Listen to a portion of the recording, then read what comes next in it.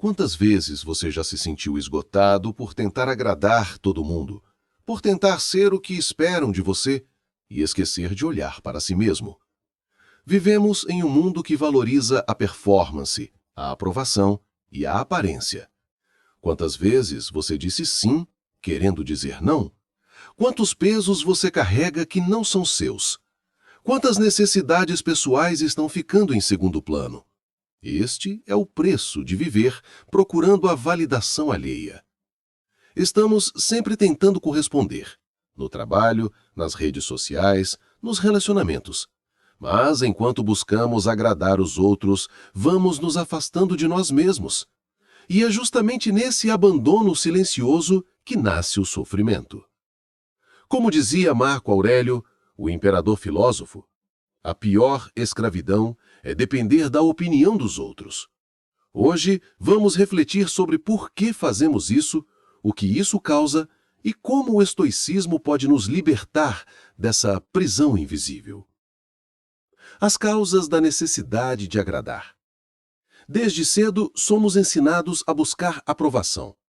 Quando crianças, aprendemos que sermos bons é quando fazemos os outros felizes. E crescemos acreditando que o amor precisa ser merecido, que precisamos provar valor o tempo todo. Essa mentalidade cria uma armadilha, a de acreditar que só seremos aceitos se formos úteis, se formos perfeitos, se não desapontarmos ninguém. Epíteto já alertava sobre isso. Se queres ser invencível, não te envolvas em nada que dependa de outros. A necessidade de agradar nasce do medo. Medo de rejeição, medo de ser esquecido, medo de não ser bom o suficiente. E quanto mais tentamos controlar a opinião alheia, mais nos afastamos do que realmente importa, a nossa própria essência.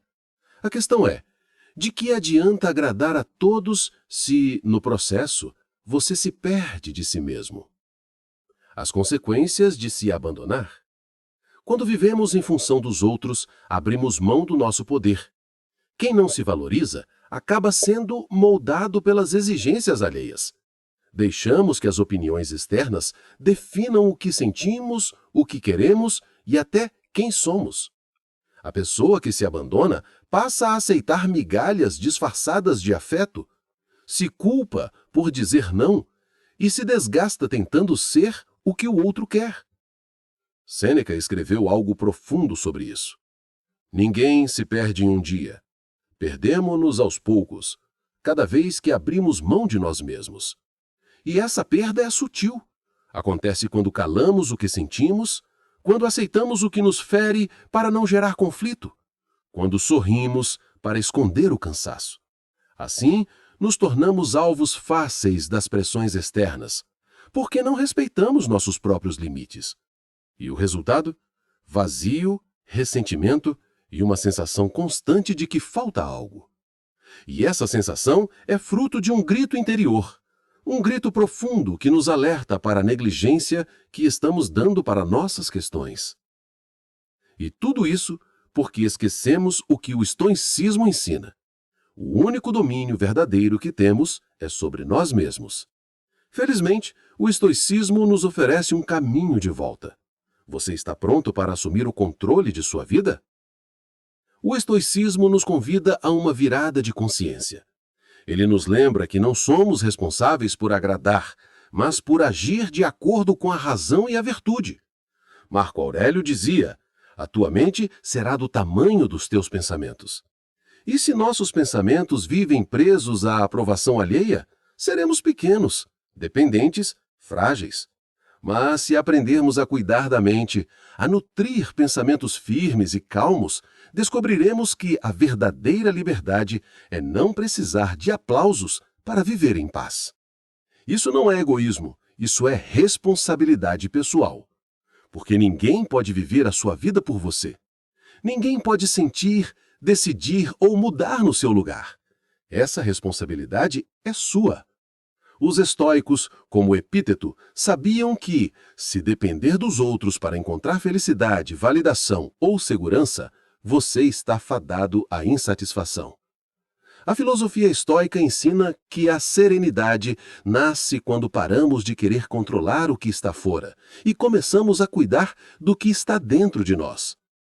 Não controlamos a ação dos outros, portanto, é hora de parar de esperar que os outros façam por nós o que só depende de nós. Mas como começar? Dicas estoicas para o autocuidado. Dica 1. Pratique o autoconhecimento diário. Pergunte-se todos os dias: o que realmente me faz bem? E o que estou fazendo só para agradar? Epíteto dizia: não é o que acontece que nos perturba, mas o modo como reagimos. Quando você se conhece, aprende a reagir com consciência, não com culpa. Nossas necessidades são nossas responsabilidades. Existem momentos que precisamos nos priorizar. E dizer um não ao mundo externo é necessário.